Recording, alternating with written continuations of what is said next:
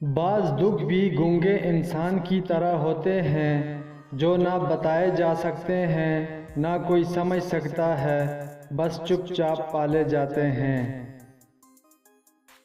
کہتے ہیں کہ وقت کے ساتھ ہر زخم بھر جاتا ہے، مگر سچ تو یہ ہے کہ ہم درد کے ساتھ جینا سیکھ جاتے ہیں۔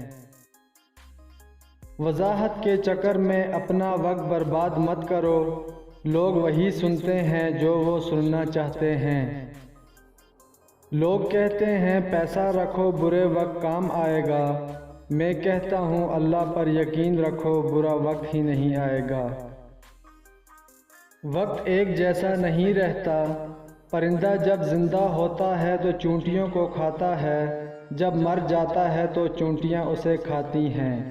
ایک درخت 1,00,000 ماچس کی تیلی بنا سکتا ہے، مگر ماچس کی ایک تیلی 1,00,000 درخت جلا سکتی ہے۔ زمین انسان کو رزق دیتی ہے، مگر جب انسان مر جاتا ہے تو زمین اسے اپنا رزق بنا لیتی ہے۔ درخت نے ایک شخص سے کہا، میری عادت اپنا لو، زندگی میں کامیاب رہو گے۔ جب کوئی مجھے پتھر مارتا ہے، میں بدلے میں اسے پھل دیتا ہوں۔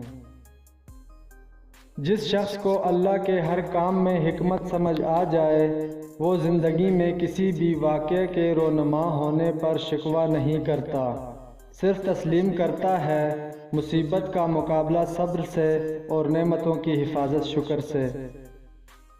حوصلہ چاند کو پانے کا ہونا چاہیے، کیونکہ اگر آپ ناکام بھی ہوئے تو تاروں کے درمیان ضرور رہیں گے۔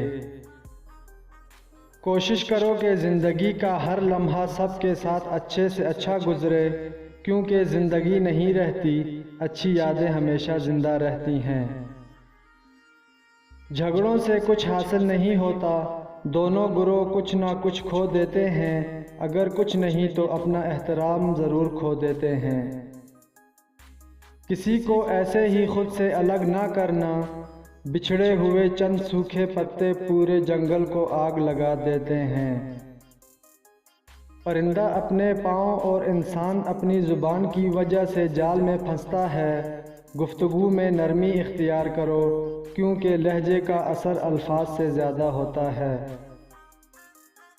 صبر کرنا سیکھ لیں، اللہ سب جانتا ہے، وہ جانتا ہے آپ کب کن وقتوں سے گزرے ہیں، یقین کریں وقت بدل جائے گا۔